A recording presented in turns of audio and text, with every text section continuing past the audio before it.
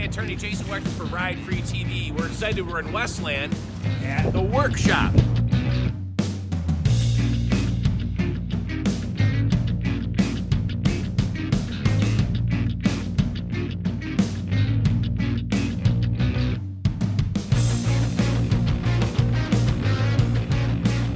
Here, Jason Waechter for Ride Free TV. I'm here with Jason, easy for me to remember, at the workshop, also known as the tool shop, where I guess you have two different businesses here. One's called the tool shop, one's called the wood shop. So tell us about this place. So the workshop is a membership-based workshop where you can come in, sign up for membership, you can use the entire shop.